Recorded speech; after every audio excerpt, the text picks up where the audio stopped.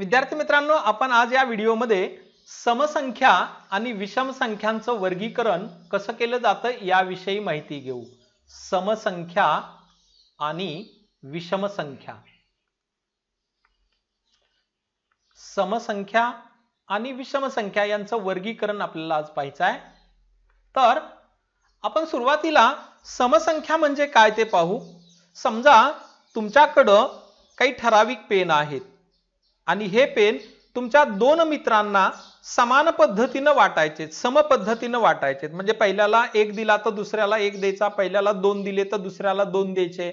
या पद्धतीने जर तुम्ही पेनांचं वाटप केलं तर जर तुम्ही प्रत्येक मित्राला एक पेन दिला तर तुमच्या जवळचे दोन पेन संपतील।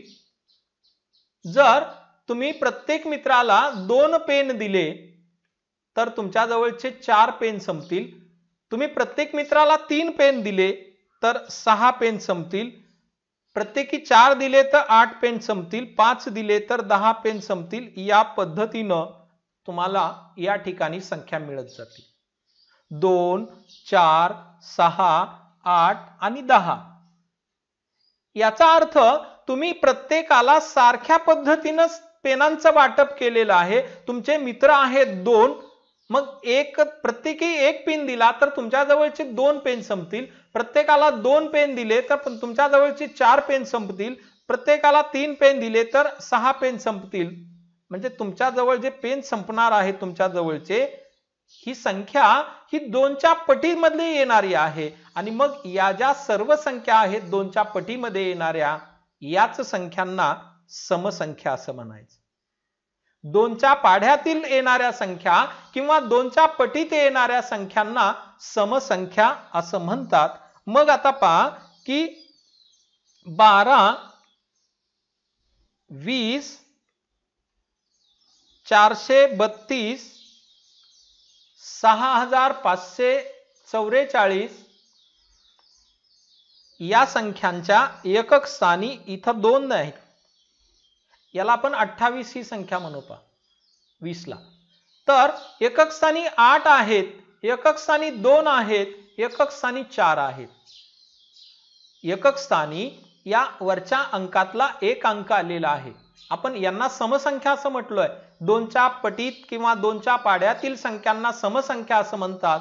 आणि या सर्व संख्यांच्या एकक स्थानी वरची समसंख्या आहे। 2 आहे, 8 आहे, 432 च्या एकक स्थानी 2 आहे, 6544 च्या एकक स्थानी 4 आहे। तर ज्या संख्यांच्या एकक स्थानी समसंख्या असते त्या संख्यांना सुद्धा समसंख्या असं म्हणतात।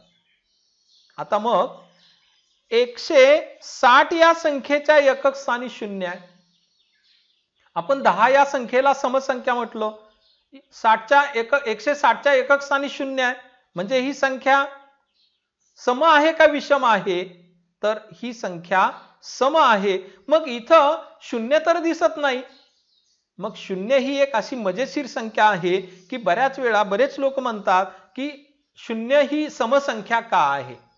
त्याचं आपण स्पष्टीकरण पाहू की जर दोन ही संख्या सम असेल तर दोन ही संख्या दोनच्या पहिल्या पटीत आहे। दोनची पहिली पट 2 आहे, दोनची दुसरी पट 4 आहे, दोनची तिसरी पट 6 आहे, दोनची पाचवी पट 10 आहे। आणि मग या संख्या 2, 4, 6, 10 या संख्या जर यांना आपण समसंख्या म्हणत असू तर 2 ची शून्य पट ही 0 आहे। आपण इथं असं म्हटलोय की 2च्या पटीतील संख्यांना समसंख्या असं म्हणतात। मग 2च्या शून्य पटीतील 0 ही संख्या आहे, म्हणून 0 या संख्येला सुद्धा समसंख्या म्हणतात। मग 160 च्या एकक स्थानी 0 आहे, म्हणजे 160 ही समसंख्या आहे। आपल्या लक्षात आलं की 0 या संख्येला समसंख्या का म्हणायचं। आणि ज्या संख्येच्या एकक स्थानी समसंख्या आहेत त्यांना ही समसंख्या असं म्हणायचं। याविषयी आपण या ठिकाणी माहिती घेतली। आता आपण विषम संख्या म्हणजे काय ते पाहू।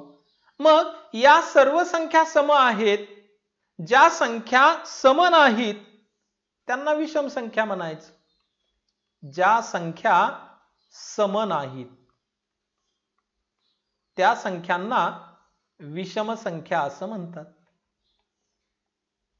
वरच्या संख्या सम आहेत आणि ज्या संख्या सम नाहीत त्यांना विषम संख्या म्हणायचं. मग कोणत्या संख्या राहिलेल्या आहेत तिथे घ्यायच्या?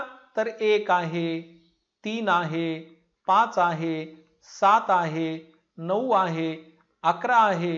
या पद्धतीनं आपल्याला मिळणाऱ्या संख्या यांना आपण विषम संख्या असं म्हणणार आहोत. सोपी व्याख्या आहे. ज्या संख्या सम नाहीत त्यांना विषम संख्या असं म्हणायचं आहे. मग आता या ज्या संख्या विषम सम नाहीत त्यांना आपण विषम संख्या असं म्हटलो. मग संख्या पहा, 59, 61, 87, नंतर संख्या येईल 635. या संख्याच्या एकक स्थानी 9 आहे, या संख्येच्या एकक स्थानी 1 आहे, या संख्येच्या एकक स्थानी 7 आहेत आणि या संख्येच्या एकक स्थानी 5 आहे. मग जसं आपण इथं म्हटलं की ज्या संख्येच्या एकक स्थानी समसंख्या आहे त्यांना समसंख्या असं म्हणतात. मग इथं ज्या संख्येच्या एकक स्थानी विषम संख्या आहे त्यांना विषम संख्या असं म्हणायचं. मग उदाहरण घेतलं आपण 59, 61, 87 आणि 635. या सर्व संख्या विषम संख्या आहेत. ज्या संख्येच्या एकक स्थानी समसंख्या त्यांना समसंख्या आणि ज्या संख्येच्या एकक स्थानी विषम संख्या त्यांना विषम संख्या असं म्हणतात. ही माहिती आपण घेतली. आता आपण पुढील घटक पाहू. एक समसंख्या घेतली आणि दुसरी समसंख्या घेतली आणि या दोन समसंख्यांची बेरीज केली. पहिल्यांदा समसंख्या घेतली आपण 8, यामध्ये मिळविली संख्या 6, बेरीज मिळेल 14. दुसरी संख्या घेतली आपण 22, यामध्ये 14 ही दुसरी समसंख्या मिळविली, बेरीज केली, बेरीज येईल 36. एक समसंख्या घेतली आपण 50, दुसरी समसंख्या घेतली 18, बेरीज केली 68 आली. निरीक्षण करा, समसंख्या अधिक समसंख्या, मिळणारी संख्या 14, एकक स्थानी 4 आहे म्हणजे समसंख्या. 22 अधिक 14 बेरीज 36, एकक स्थानी 6 म्हणजे मिळणारी संख्या समसंख्या. 50 आणि 18 दोन्ही समसंख्या आहेत, बेरीज केली 68 आली, एकक स्थानी 8 म्हणजे मिळणारी संख्या समसंख्या. याचाच अर्थ दोन समसंख्यांची बेरीज केली असता मिळणारी संख्या सुद्धा सम असते. हे आपण या बेरजेवरून पाहिलं. आता आपण संख्या घेऊ विषम आणि विषम आणि त्यांची बेरीज करून पाहू. विषम अधिक विषम. पहिल्यांदा संख्या घेऊया आपण 7, विषम आहे. दुसरी घेतली 5, बेरीज केली येईल 12. त्यानंतर संख्या घेऊ आपण 11, यामध्ये मिळू दुसरी विषम संख्या 13, बेरीज येईल 24. त्यानंतर संख्या घेऊ आपण 51 आणि दुसरी 51 ही विषम संख्या आणि दुसरी घेतली आपण संख्या ही 17, बेरीज येईल 68. आता या बेरजेचा विचार करा. पहिली विषम संख्या आहे, दुसरी विषम संख्या आहे, बेरीज 12, एकक स्थानी 2 आहे म्हणजे समसंख्या. 11 विषम आहे, 13 विषम आहे, बेरीज केली, बेरीज काय येईल 24, एकक स्थानी 4 म्हणजे ही संख्या सम. 51 विषम, 17 विषम, बेरीज केली, बेरीज आली 68, एकक स्थानी 8 आहे म्हणजे ही संख्या सम आहे. आपल्याला असं लक्षात आलं की विषम संख्या आणि विषम संख्या यांची बेरीज केली तर मिळणारी संख्या ही समसंख्या असते. आता आपण याच्या पुढचा घटक पाहू की संख्या सुरुवातीला घेऊ आपण सम आणि त्यानंतरची संख्या घेऊ विषम. आता पहा बरं की पहिल्यांदा संख्या घेतली आपण 12 आणि दुसरी विषम संख्या घेतली आपण 11, बेरीज केली, बेरीज येईल 23. एक संख्या घेऊ आपण समसंख्या, ही घेतली आपण 40 आणि दुसरी विषम संख्या असणारी ती घेतली आपण 13 किंवा इथं आपण संख्या बदलू, इथं संख्या घेऊ 17